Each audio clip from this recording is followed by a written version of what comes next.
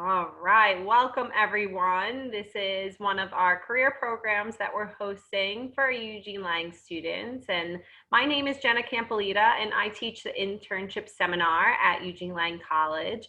And today I am covering the topic of resumes and additional career resources. So, right now we are in summer 2020, very uncertain times. And for a lot of Lang students whose semester was somewhat interrupted and your career plans may have been sidelined, it can be really stressful. So, one of the things that I find to be helpful to navigate through this time is making sure that you have all of your resources at your fingertips and that you're preparing now for the job and internship search, whatever the next steps in your career might look like. And one of the most important topics is having your resume ready to go. And I thought today would be helpful to talk a little bit about what exactly is a resume? What's the purpose for the resume? Why is there so much value placed in a resume? And how might you approach your own documents and get them polished and ready to go? So, oftentimes when I'm meeting with students, I like to talk about how, regardless of your experience, whether you're a seasoned professional or a young professional, it is extremely important to have a one-page version of your resume. And there is nothing wrong with having multiple versions of your resume. And I think that's something to embrace, that there's no such thing as one version of you. And working with Lang students over the years, I know how varied your talents are and how creative some of your interests are. And you're not a one size fits all, nor should your resume be a one size fits all. So, we want to remember that the resume can be, a living, breathing document, just like you are. It's not written in stone. It's something that's constantly changing and needing updating all the time. And when I meet with students who are enrolled in the internship seminar, we talk about how the best time to update your resume is when you're not looking for a job. Because let's imagine that and this happened actually at Lang. I had a student who, he was late to class and he came in, he's like, you're not going to believe who I bumped into on the street. And he's big into music, and he saw Mark Ronson on the street right outside of Lang, as it happens in New York City all the time. You never know who you're going to bump into. And we had joked, imagine if he asked for your resume, what would you have done? Well, what most people do, they rush home, they quickly update their document and send it along. And if you're a Lang student who takes a lot of time and effort with the writing that you do, you know that there's no such thing as writing a masterpiece in a day, in an evening. You need to do multiple drafts, you need to outline it, you need to proofread it, you need to get other people's opinions on it, you need to rewrite it and edit it, and it takes a process. The same approach should be taken with your resume. So you want to know it's not something that's written in a day. It's a living, breathing document. It takes time and effort, and it's something that you do want to invest some, research into to figure out what is the best way for you to create a document that's going to reflect your skills, your strengths, your interests, your, academic and professional experience. So that is something that's so essential, and that kind of gives a great overview of that. But we also want to remember the reader. Who is getting this resume? And most of the time, we're using the resume to apply for jobs and internships. And a potential employer is going to be reviewing that resume.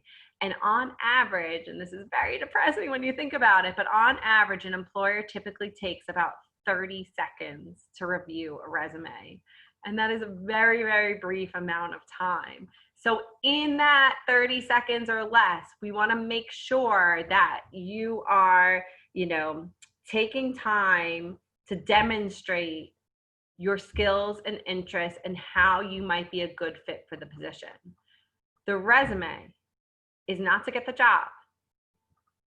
The resume is to get the interview. And that, I feel like, is often lost in the process. That students and candidates often forget that the resume is send to an employer with the hopes that someone will read it, see that you are a potential good fit for the position, and want to expand and have a conversation in person, which typically would be a face-to-face interview, a phone interview, a video interview.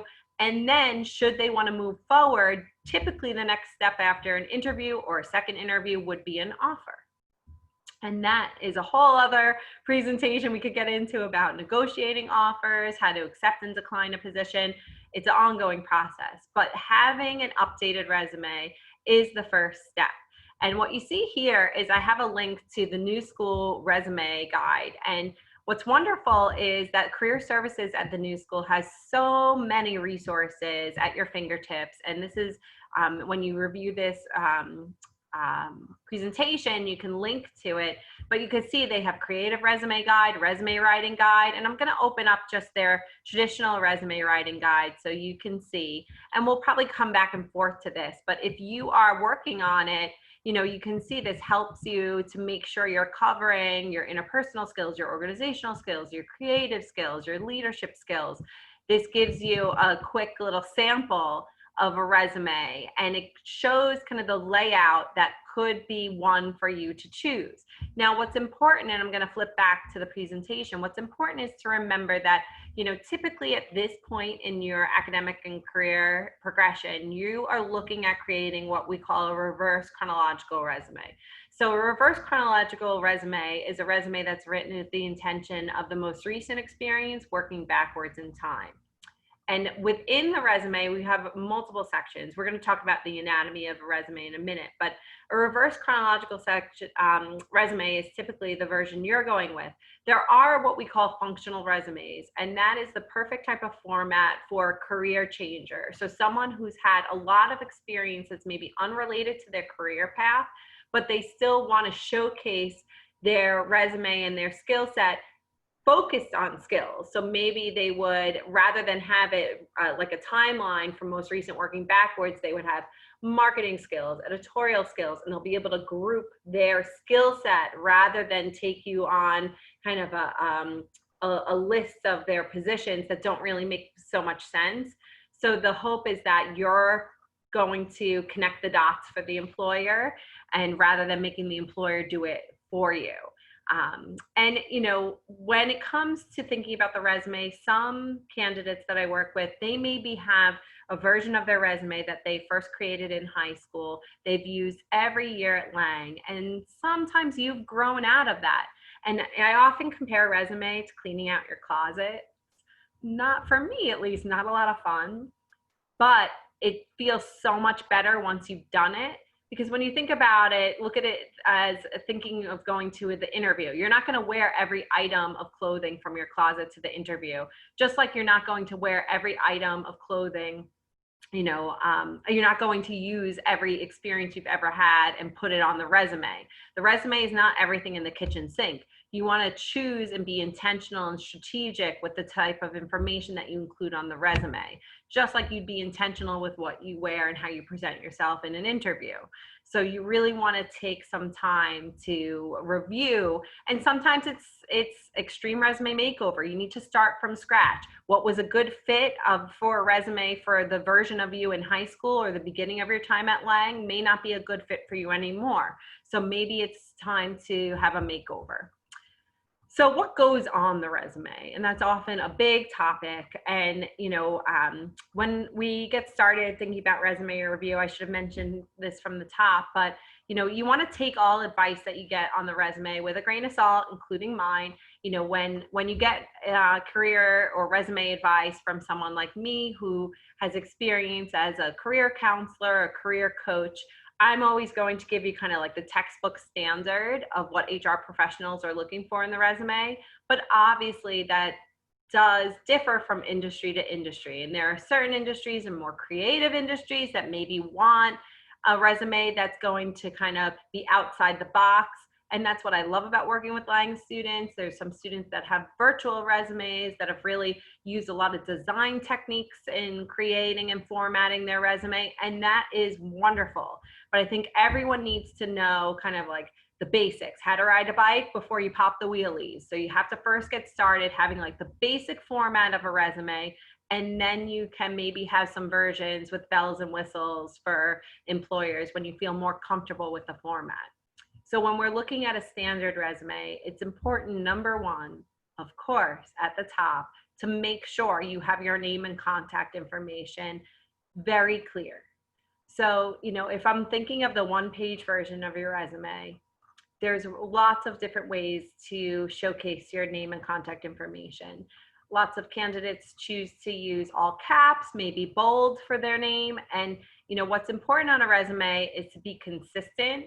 And you want to think of it in two ways. You want to look at the format and the content. So overall, the aesthetics of the page, and then the content of what the person is reading. So if I'm looking at the page in 30 seconds, I want to find your name. The natural way of reading from left to right, maybe you want to, use the center format for your name and contact information. Maybe you want to have it aligned on the left margin. It's entirely up to you. And although a resume can be somewhat of a stuffy document, you do have some, design decisions that you want to make that is true to how you want to present yourself. So let's say we have our name a little bit of a larger font size than the body of the resume. So we don't want to go too big. So maybe like a 16-point font, 18 at the most, because the content of the resume, we want to stick to about an 11-point font, maybe 10.5. 12 is a little bit too large, but 11 is a good way to start with the content of the resume. So if you have your name up top, you definitely want to have your email address and phone number. So it's essential for an employer to be able to contact you. So, I often recommend that candidates find a standard email, whether it's a Gmail or something else, that they're going to use primarily for professional purposes. So if you're using your New School email for academic work, you might want to keep it that way and have an email that you start using for professional purposes.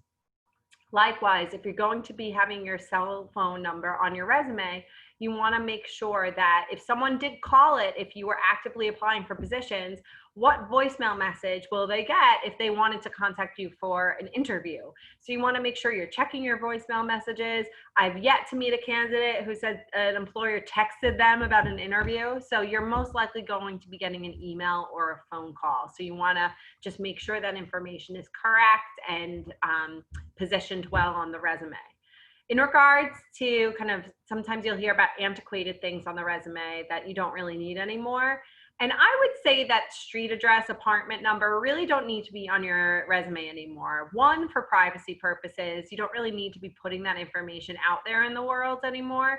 I think it's perfectly appropriate to include your city and state. So if you had New York, if you had, Los Angeles, California on there, whatever the case may be, but you don't necessarily need to have your street and phone number.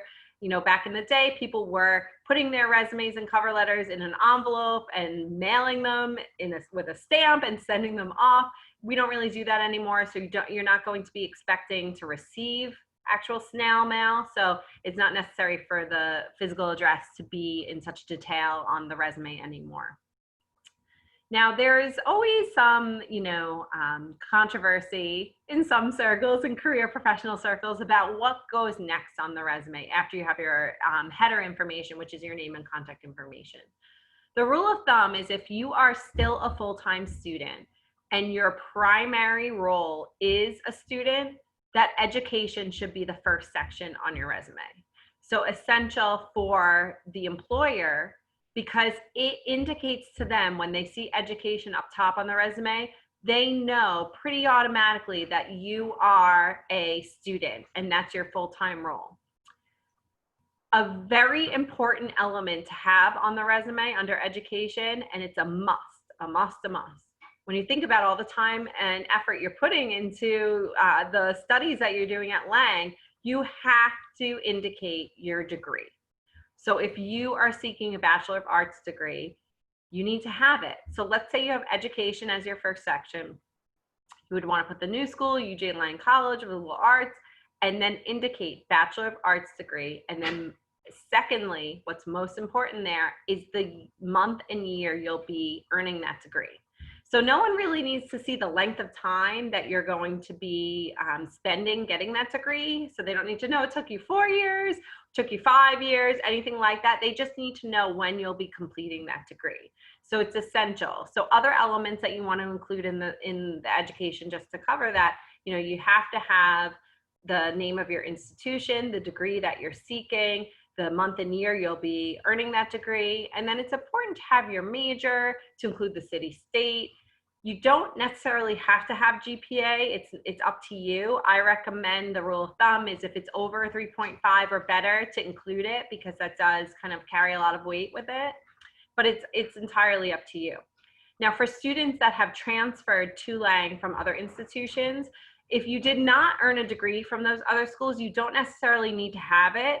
But I work with lots of students that, let's say they went to University of Miami, they went to Hofstra, and they were very involved with student clubs or organizations, which will be indicated later on their resume. They might want to put the institution, and they would indicate, instead of putting the degree they were seeking, they would just indicate completed 30 credits toward Bachelor of Arts degree. So that's something that you would be able to do if you transferred. In addition, if you participated in a study abroad or an international exchange program, some students choose to put that underneath the education section. You don't have to. You can have a separate study abroad section or international experience section. It's fine, but you have options is the point of where you're going to include it.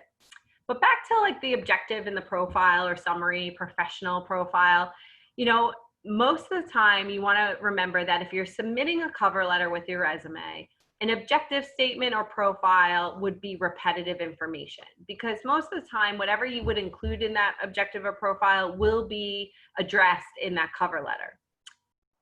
Traditionally, an objective statement serves more of a purpose if you were going to a career fair. So let's say you were going to a career fair in person and you're walking around, you have copies of your resume and you're going up to tables. And let's say I'm at a career fair at the Student Center at the new school and I see, you know,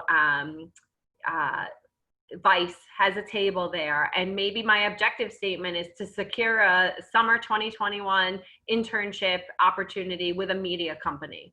I might want to have that on there, but otherwise it's really not necessary, because you would either be introducing yourself in person, or if you were applying online, you would be putting some type of introduction when you submit the resume that would speak to why you're applying. So I'm not a huge fan of the objective or professional profile unless there's a specific purpose for it. For lots of students that maybe feel like they don't have a lot of relevant experience, sometimes having, and I call it making a resume top heavy, with academic experience that is relevant to your industry of interest can be really helpful. So underneath education, it's perfectly appropriate, should you choose to have a section like relevant coursework or academic projects. And, you know, sometimes like if a student was working on a film, maybe that project would be up top on the resume underneath education because they want to show their film experience.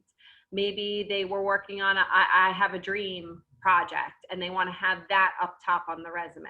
With the coursework section, you know, you don't want to have too long of a laundry list. Sometimes using columns, and I can show you some examples of that, is a nice way to showcase your, you know, relevant coursework.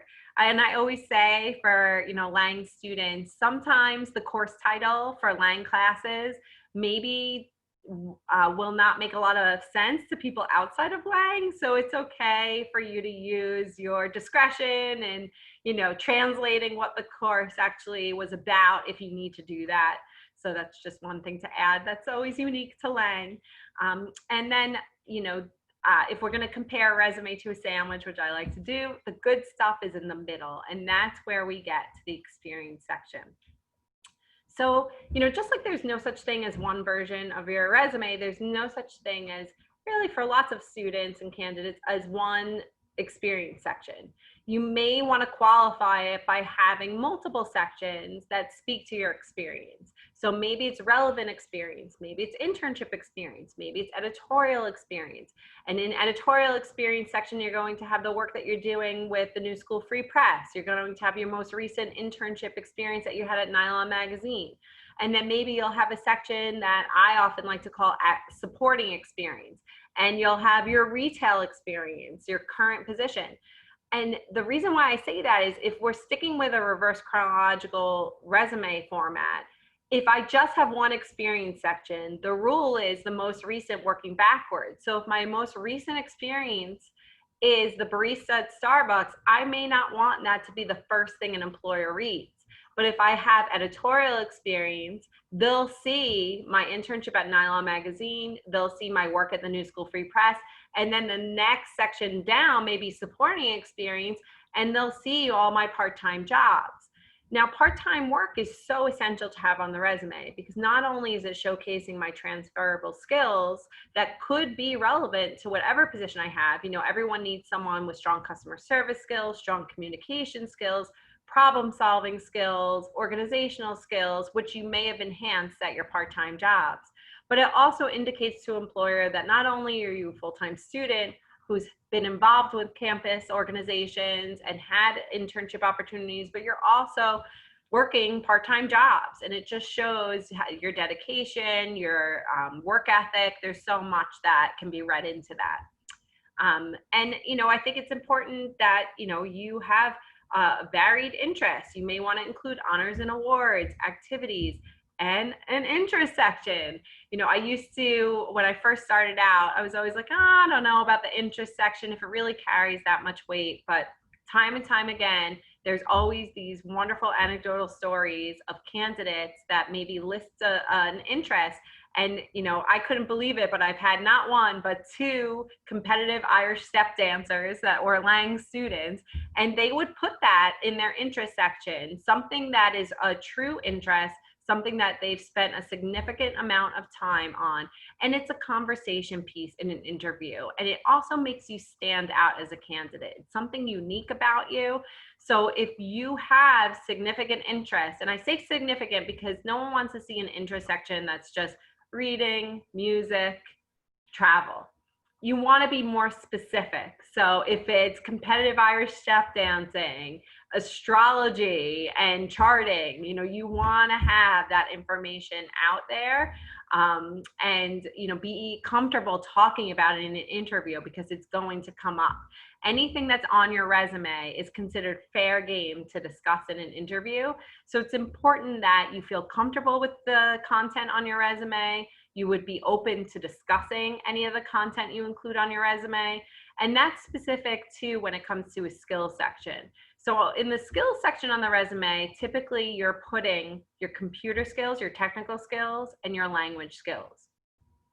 What career coaches and career professionals like myself call soft skills, that would be like your interpersonal skills, your creativity. Now, those can be woven into the accomplishment statements that you have under each experience, but typically those softer skills are in the cover letter and come out in the interview.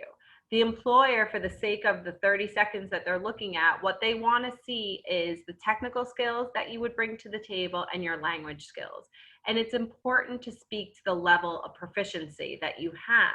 So I just want to go back real quick because we were looking at the resume guide, and I think here we are. So let's look at this sample real quick because this speaks a lot to what I was discussing. And when you look at the computer skills section, you'll see the advanced Photoshop, InDesign, proficient in Microsoft, Word, Excel, PowerPoint, basic Microsoft Access.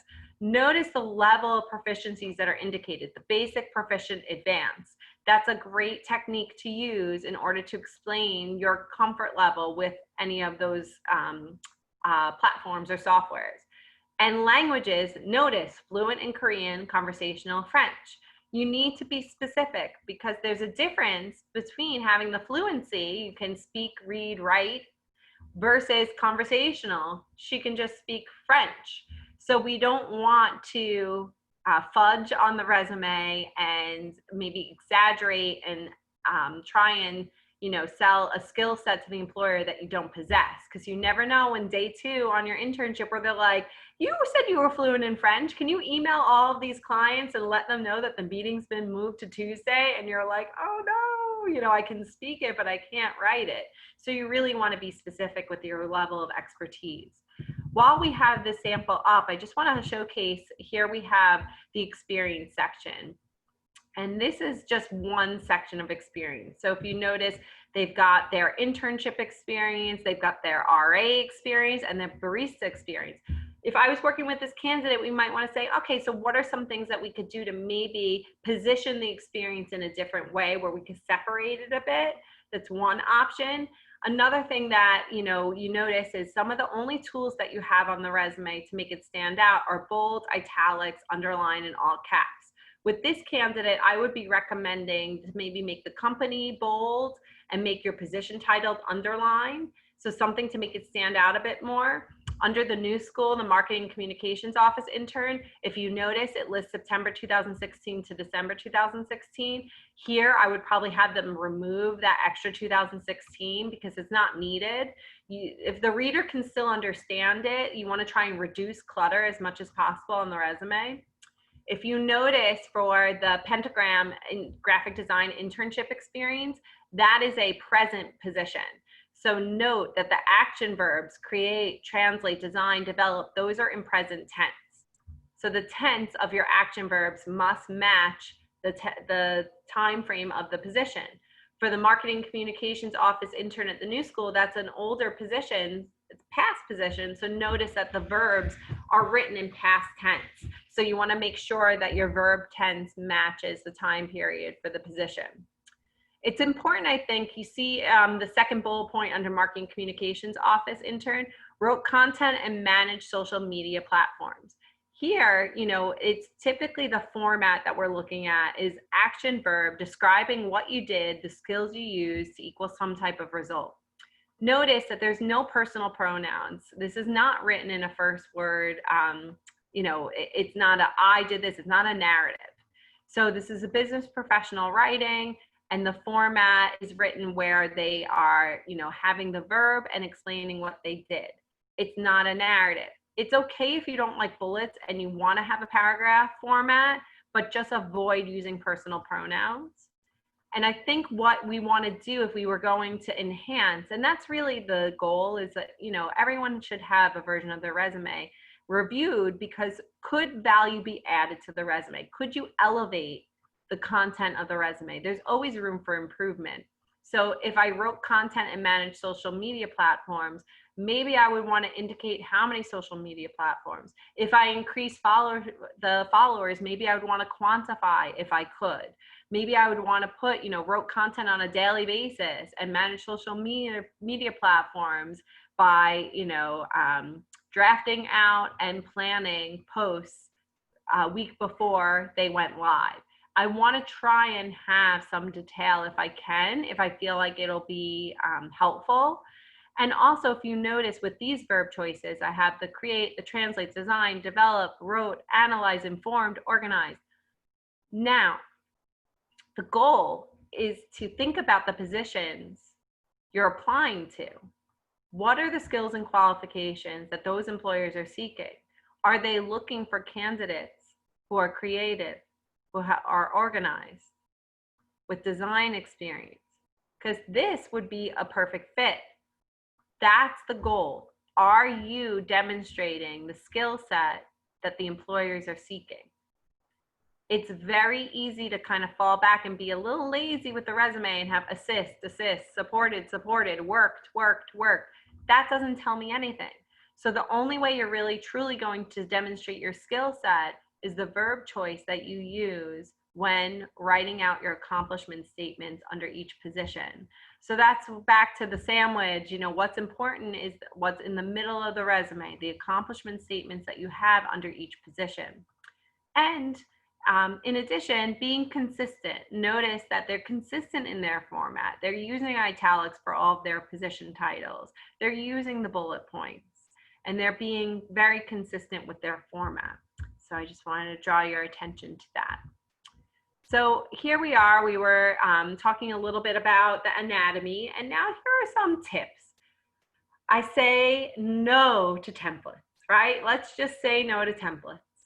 Templates are very tempting. They look really pretty. All I have to do is plug in my information. It looks so simple and easy, but templates are overused. And the big problem is that, let's say I'm an HR person at Warner Music Group. I'm getting over 500 applications for the internship program for the summer.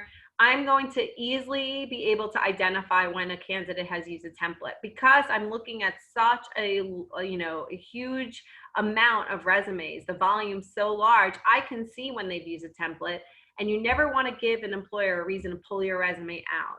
And unfortunately, for a candidate using a template, from the perspective of the reader, it shows that maybe you didn't put a lot of time and effort into it. So if you've used templates in the past, no problem. It's a common mistake that lots of candidates make. Just let it go. It helped you. It's like kind of having training wheels. Let it go and create your own resume from scratch. Stick to one page. Again, if an employer is only taking about 30 seconds, they're not even going to get to page 2, especially for young professionals. If you're a more seasoned professional in certain industries, it's totally acceptable to have resumes that are more than 1 page in length. But at this point in your career, everyone should have a 1-page resume. Be clean, clear, and concise. Most, of the time, we want to really go through the resume, want to have it error-free. We want to make sure that we have reread our accomplishment statements, had someone assist us with it, and make sure you're saying what you want to be saying.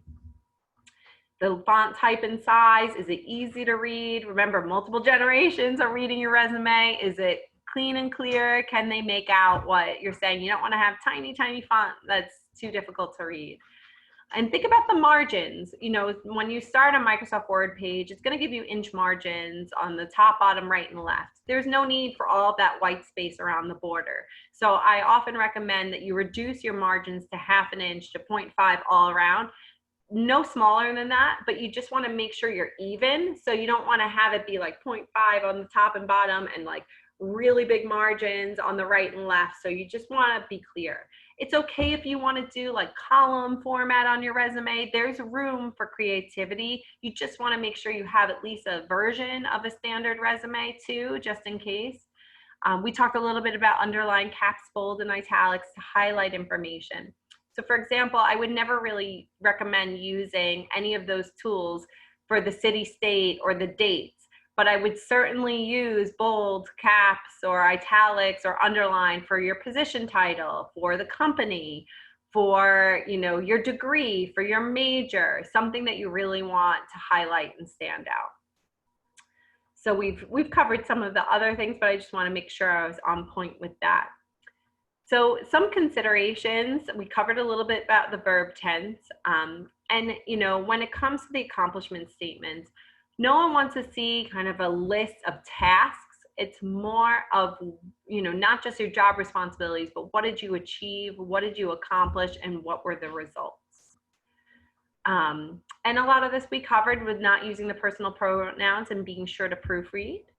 So, once we have a version of the resume that we feel comfortable with, the next steps would be to think about cover letters. So, that is also another document that's only, written with intention, because you're writing it. There's no such thing as having a template cover letter.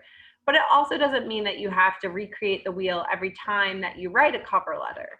So, we want to think about the cover letter as a way of you introducing yourself.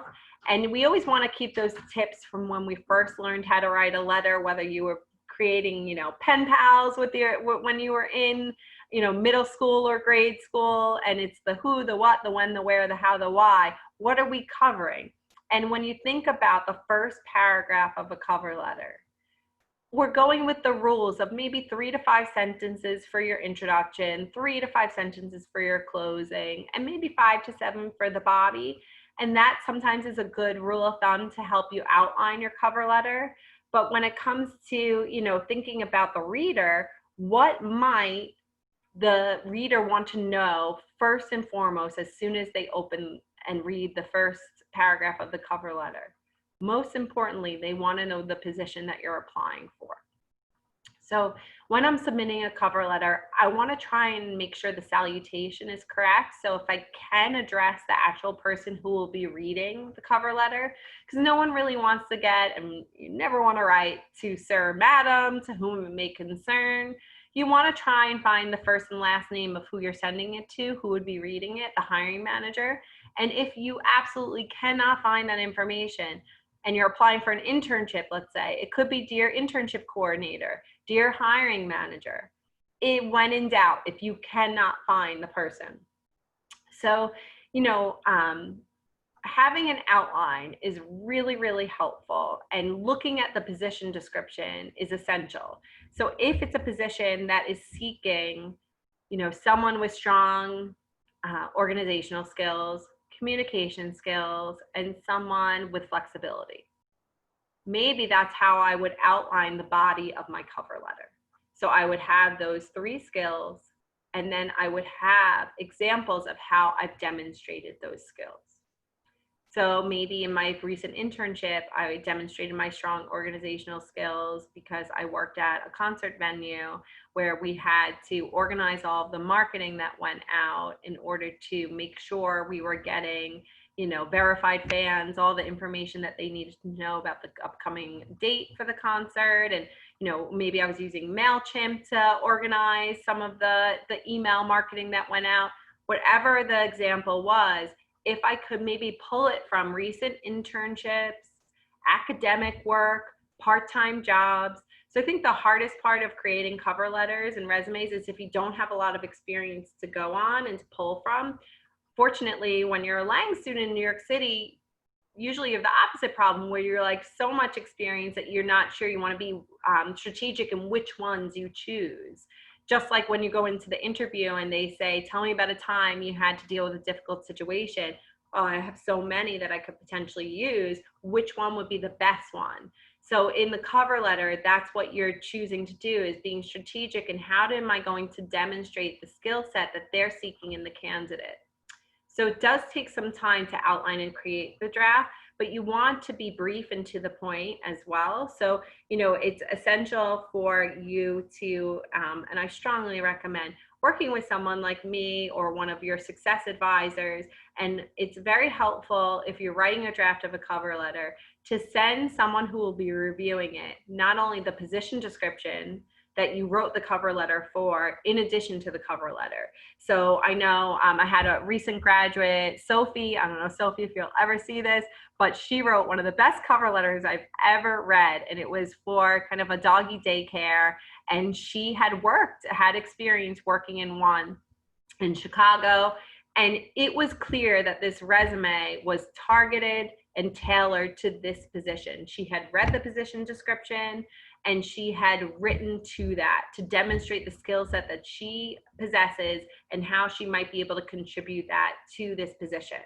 And that's essential in a cover letter, is to be able to, you know, not talk about why you want the position. Like, I'd love this internship position at Vice. I've always loved Vice. I think it would look great on my resume. No one wants to read that. What you're talking about is, as a candidate, what skills and abilities do you possess, and how might you contribute that on the job? How might you be able to apply those skill sets in order to be able to solve problems for them? So it's important to have some help with the cover letter. Just like a resume, it's not written overnight. It does go through several drafts, so you want to make sure that you take time and attention with it. Finally, with this, both the job search, with the resume and the cover letter, keeping your documents organized. Labeling which cover letters are which resumes are which, because the last thing you want is to send, just like when you're applying to college, you don't want to submit the wrong personal statement to the wrong school.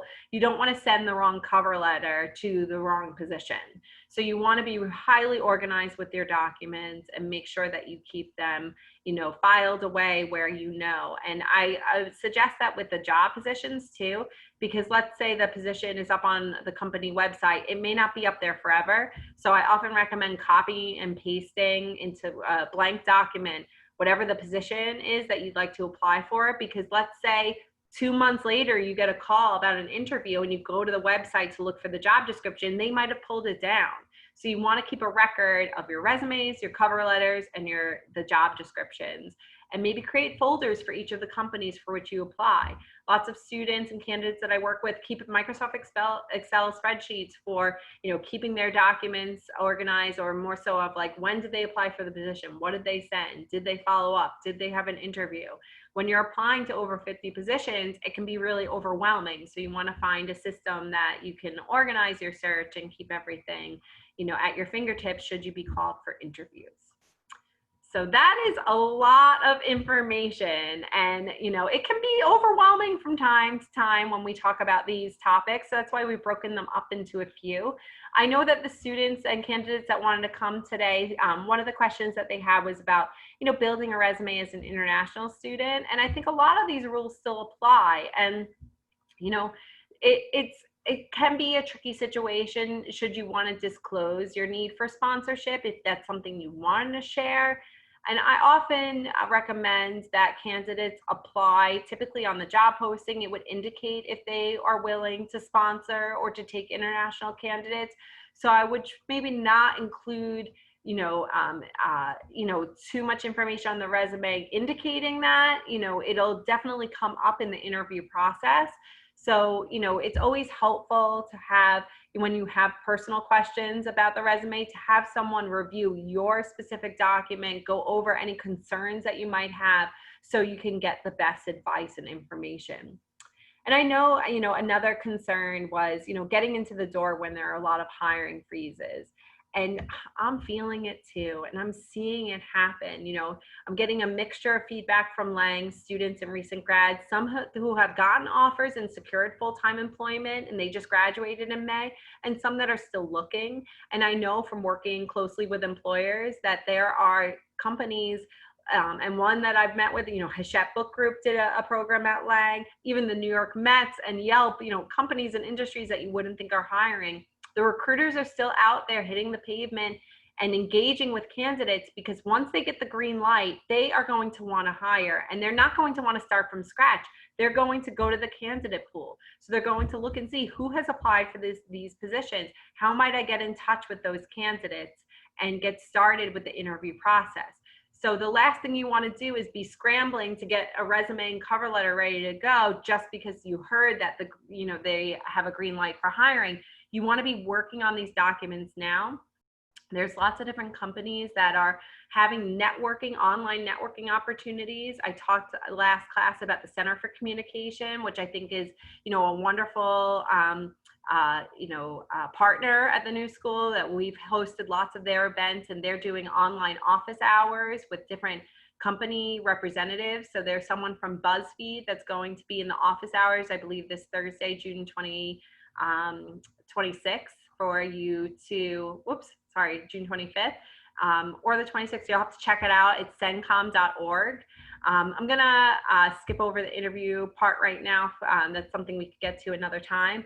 But, if you follow me on Twitter, I'm at Jenna Camp, and I promote lots of different internship opportunities for Lang students and events that might be of interest to you during this time.